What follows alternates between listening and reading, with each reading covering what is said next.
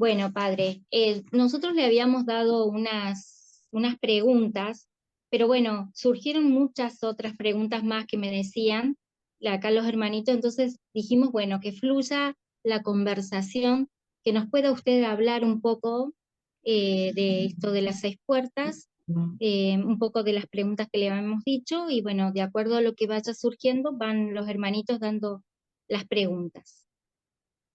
Bueno, vamos a ver.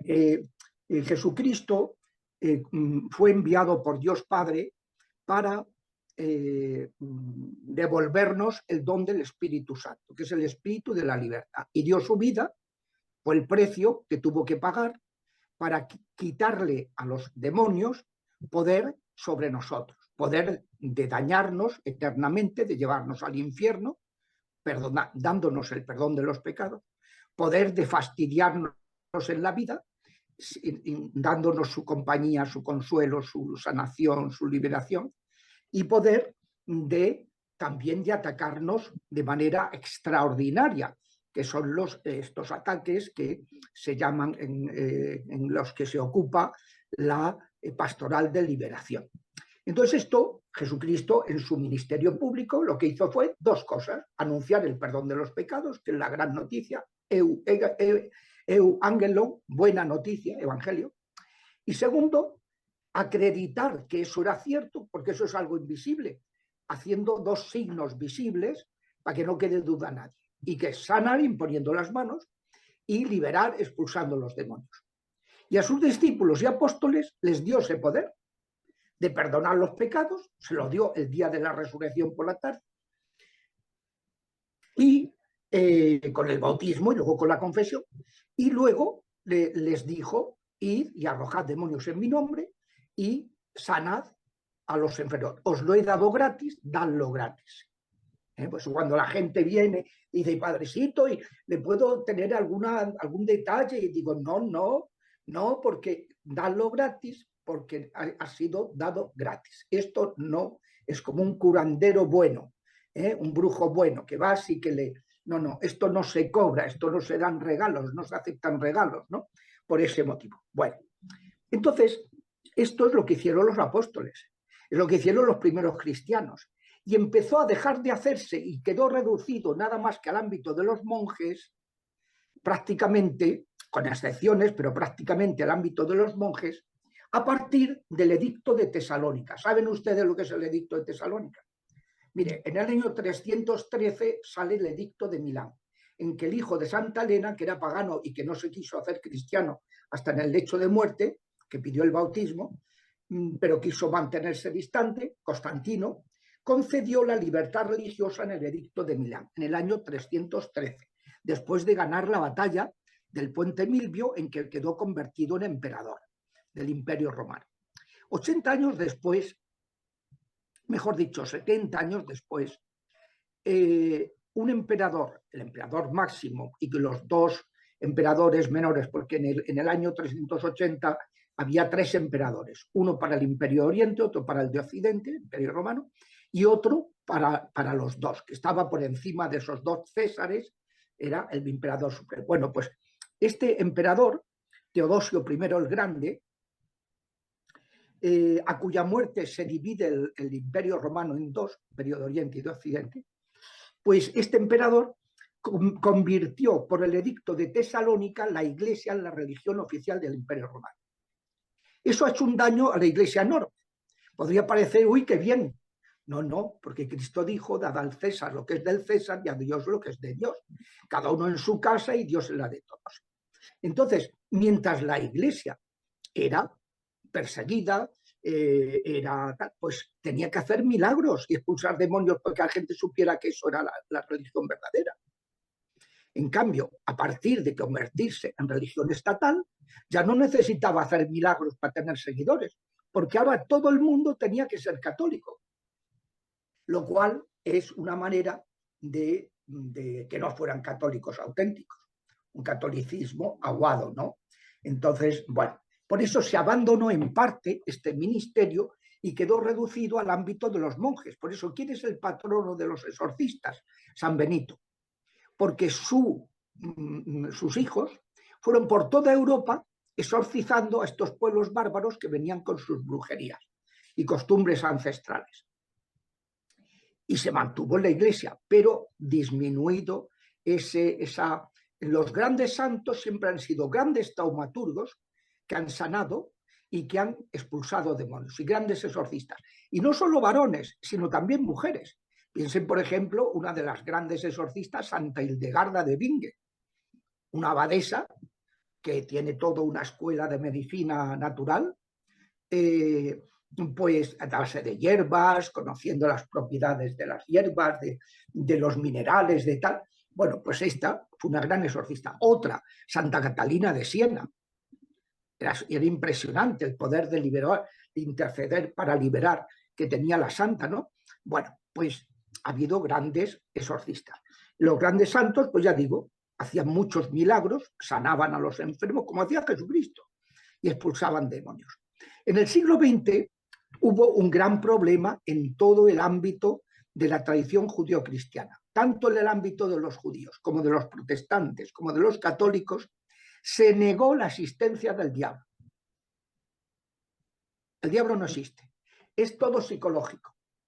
Es la explicación que daban los antiguos, muy ignorantes, a fenómenos que no sabían explicar. Pero ahora que somos muy modernos, pues si tenemos la psicología moderna, pues ya no necesitamos de los demonios para explicar las cosas. Y entonces, al negar la existencia de lo espiritual, cambiar la Biblia, porque claro, se hace una lectura de la Biblia en que se dice que hay que desmitologizarla, quitar como mítico todo lo que mencione sobrenatural o espiritual, porque eso no existe. Lo único que existe es la mente, es lo superior, la psique. Y claro, eso es terrible, porque por eso Benedicto XVI escribió el libro de Jesús de Nazaret, y en el prólogo explica que escribe ese libro para responder y refutar a esos teólogos ficción, teólogos entre comillas, porque no para ser teólogo hay que tener fe, teólogos ficción que negaban la existencia de los milagros. Y claro, si Cristo no hizo milagros, ¿cómo podemos saber que es Dios? Pues no, lo que hacemos es como estos obispos alemanes, que dicen que era un tío muy sugerente, pero que lo que dijo es para su época, porque él al no ser Dios no puede saber lo que todas las épocas. Y entonces ahora tenemos que adaptar su moral a nuestros tiempos. Y tenemos que aceptar las uniones homosexuales y dar la comunión a los que se han divorciado y se han vuelto a unir y todas esas cosas. ¿Por qué? Porque no creen que Cristo sea Dios. Bueno, pues unido a eso, ha estado, por ejemplo, en el ámbito de exorcístico, muchos sitios, el que tiene la última palabra es el perito psicólogo. En lugar de ser el sacerdote que tenga experiencia y que diga, esta persona está afectada, tiene influencia, tiene opresión, tiene tal, pues no, es el psicólogo, lo mandan al psicólogo. Un disparate, como en los tribunales eclesiásticos. ¿Quién tiene la última palabra en muchos tribunales eclesiásticos? El psicólogo, perito psicólogo, no el juez eclesiástico, lo cual es otro disparate monumental. Bueno, pues el ámbito de la exorcística se ha estado abandonando a la gente y no atendiéndola, habiendo poquísimos exorcistas en el mundo durante el siglo XX. Razón por la cual Francisco, que conoce el tema porque él ha tenido contactos directos con estas cosas, y yo he tenido, por ejemplo, una paciente argentina que vino a trabajar a España y que él la había diagnosticado, le había dicho, vaya Mancuso, le dijo. Mancuso es don Carlos Mancuso, que acaba de fallecer, el exorcista de Río de la Plata, que vaya Mancuso, y tal, él conocía el tema, hasta el punto de que los obispos de Estados Unidos le han sacado un libro que se llama Rebuking the Devil, reprendiendo al demonio, combatiendo al demonio, en el que recogen sus catequesis sobre el combate contra el enemigo, que han sido unas catequesis estupendas, ¿no? Y por cierto, el libro este de las 6 puertas ya está traducido al inglés. Se puede conseguir, por ejemplo, la plataforma que te lo facilita más fácilmente es esta de buscalibre.com. Lo digo para sus conocidos de habla inglesa, que puedan acceder y puedan... Bueno, pues ese es el... Entonces, vamos a ver, el pecado tiene dos tipos de consecuencias. Unas ordinarias, que es la muerte, la enfermedad, la desunión entre los hombres, la debilidad del matrimonio, que la tierra te negará sus frutos, el machismo, todo eso se dice en el capítulo 3 del Génesis, que fueron las consecuencias del pecado. Pero también hay pecados especiales que tienen consecuencias especiales, que son estas 7 ataques extraordinarios, que son la infestación de lugares donde pasan cosas. En las preguntas me ponían una casa que no sé qué, no sé cuánto, pues hay que exorcizarla. La infestación de objetos, amuletos, por ejemplo. Hoy día es muy frecuente que te llaman a bendecir una casa y llegas allí y vamos, y hay que tirar la mitad de los objetos que tiene, porque te recibe un elefante con la trompa hacia arriba para tal, luego un atrapasueños, luego una pirámide, luego un escarabajo de Egipto, luego el ojo turco, el ojo de Horus, perdón. Luego o sea, un disparate. De todo, ¿Sí? de todo. La gente metida en cosas de nueva era, por ejemplo, el yoga, el reiki, el feng shui, el tai chi, que son todo una teosofía que dice que el ser humano tiene que negarse a sí mismo, diluirse en Brahman, la energía universal, si quiere ser feliz y alcanzar el nirvana. Porque si deseas algo, no lo vas a conseguir y entonces eres desgraciado. Entonces, es una filosofía de la vida totalmente opuesta al planteamiento, a la revelación cristiana, como han dicho los obispos. Estamos en el año 2023, que se cumplen 20 años de un documento de la sede romana, Cristo Fuente de Agua Viva, un documento de la sede romana sobre la nueva era. Entonces, bueno, pues eso, amuletos, piercing, tatuajes, de todo, de todo. Entonces, claro, todo eso es peligrosísimo, porque son instrumentos que utilizan los demonios para influir en nosotros. Yo me he encontrado cosas impresionantes, ¿no? Estar exorcizando a una persona y de pronto un dolor en las orejas y tal, tremendo, tremendo, y veo que tiene unos piercing, le digo al auxiliar, quítale los piercing con unos guantes. Se los quitó y dejó de dolerle.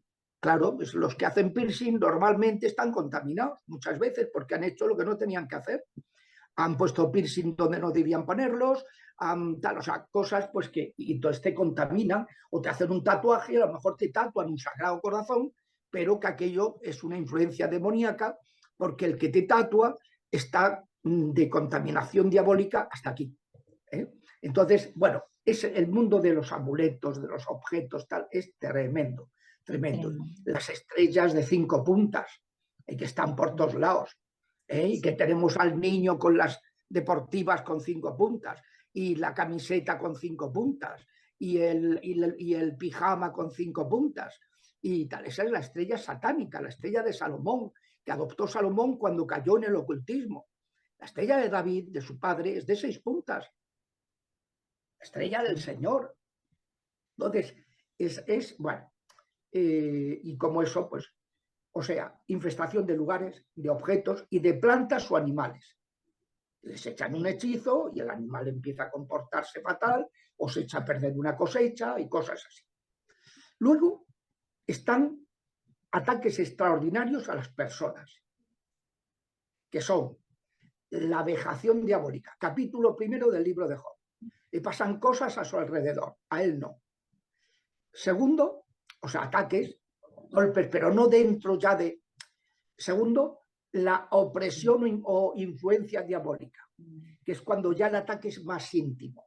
Es una enfermedad, es un espíritu de rechazo, de ruina, que todo te sale mal, que todo se te congela, que los negocios no llegan a término, que tienes un expediente brillantísimo y sin embargo no te contratan, al final nunca te contratan. O sea, la opresión diabólica.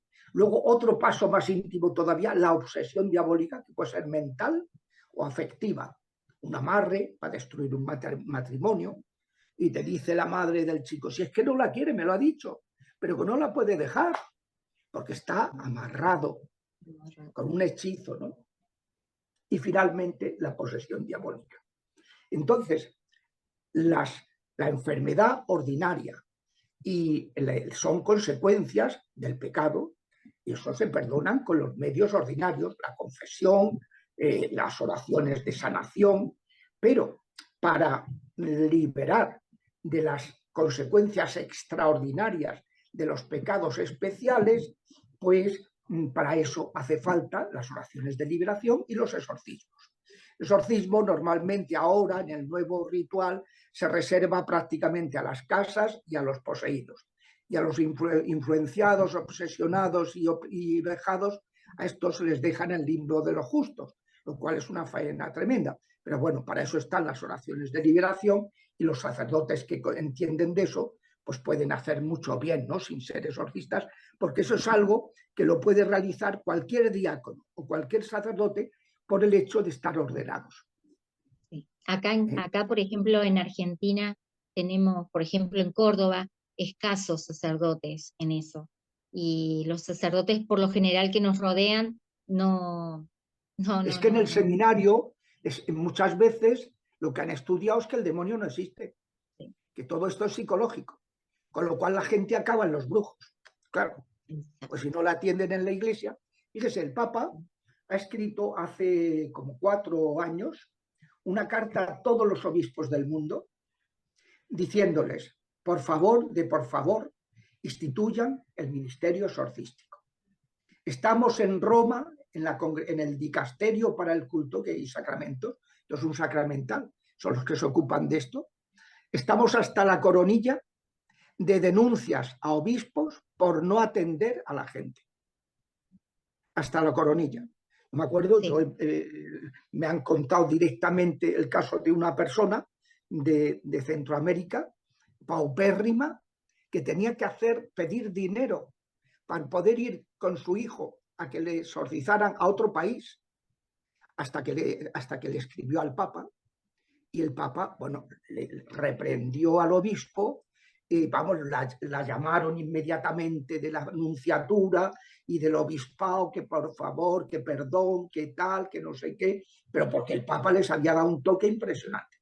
Entonces el Papa ha pedido a todos los obispos del mundo que instituyan. Claro, lo que pasa es que no basta con instituir un exorcista, hace falta que lo formen, porque si no aprende a cómo hacerlo, pues es un peligro, ¿no? Porque además, pues no se atreverá, como pasa en muchos exorcistas que los han nombrado y que no hacen nada, o que a la gente no la atienden, o la mandan al psicólogo o al psiquiatra, porque no saben cómo hacer, porque eso hay que aprenderlo, hay que aprender el oficio con un exorcista experimentado. Eso es básico, ¿no? Entonces, ya les digo, esas son las 7 afecciones extraordinarias, que hay que combatirlas con las oraciones de liberación y con los exorcismos. Y sabiendo que no hay liberación sin sanación interior, porque de ordinario todos los ataques van unidos a heridas afectivas. Y segundo, que no hay sanación ni liberación sin conversión. A Jesús le llevan a un paralítico, lo descuelgan por el techo, tejado, porque no, estaba la plaza de allí en el pueblo en cuestión, estaba Cafarnaún, de Cafarnaún estaba así, no se podía pasar. Lo descuelgan y dice, viendo Jesús la fe de aquellos hombres, porque el paralítico no iba con fe, le dijo al paralítico, perdonaos son tus pecados. La gente dice, pero si se lo han traído a que lo cure, no a que perdone nada. Además, ¿quién puede perdonar los pecados si no solo Dios? Y entonces Jesús les dijo, pues para que veáis que el Hijo del Hombre tiene poder en la tierra para perdonar pecados, a ti te lo digo, toma tu camilla y echa a andar. Y lo curó. Pues no hay liberación sin conversión y sin sanación. Y por eso a veces los procesos de liberación duran tanto, se demoran, porque si la persona no se convierte o no se convierten las personas implicadas en ese fenómeno, en ese problema, pues no se va a liberar. Porque el Señor es muy ordenado. Antes de sanar a una persona de estos temas, quiere que se convierta y que sea hijo de Dios, no que viva en el pecado. Claro, porque es mucho peor la posesión espiritual, que eso es el pecado, que la posesión física. A fin de cuentas es una cuestión menor, ¿no? Aunque sea dolorosísima, pero una cuestión menor. ¿Y cómo son los caminos que utilizan los demonios para atacarnos? Pues esos son lo que yo llamé las 6 puertas del enemigo. Hay 3 de las que tenemos culpa y 3 de las que no tenemos culpa. Por eso se explica que haya santos que han estado poseídos, han estado endemoniados. Santos. Claro. Por ejemplo, una santa de Nazaret, Carmelita, Marián de Jesús crucificado. La Arabita, una santaza, estuvo poseída una etapa de su vida. ¿Y cómo se explica? Por ejemplo, hay una película muy conocida, El exorcismo de Emily Rose, no sé si le suena. Sí, le hemos visto.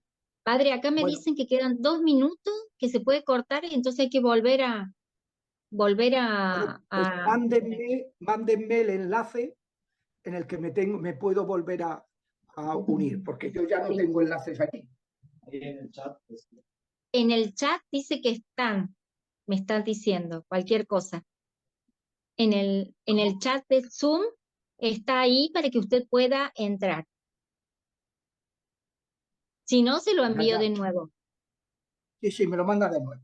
Bueno, lo que estaba diciendo era que son 6 puertas. Y como hay 3 de las que no tenemos culpa, se explica que haya gente santa que ha tenido ataques extraordinarios. Por ejemplo, el Padre Pío tuvo muchas vejaciones y opresiones. La Madre Teresa de Calcuta tuvo influencia diabólica. El San Juan María Vianney tuvo muchas vejaciones nocturnas, que le pegaban palizas para que no se levantara a confesar al día siguiente a un penitente de muchos años. O sea, gente que ha estado poseída. ¿Y por qué? Porque hay 3 puertas de las que no tenemos culpa, que son los maleficios, las heridas afectivas desde el seno materno y contacto con gente tóxica, y las herencias de los antepasados. Y luego hay otras 3 de las que sí tenemos culpa: el pecado grave, el contacto con el ocultismo y el rencor. Esas 3 puertas son camino para los enemigos, y eso pues se combaten con oraciones que se pueden hacer. Bueno, pues eso es un resumen de lo principal.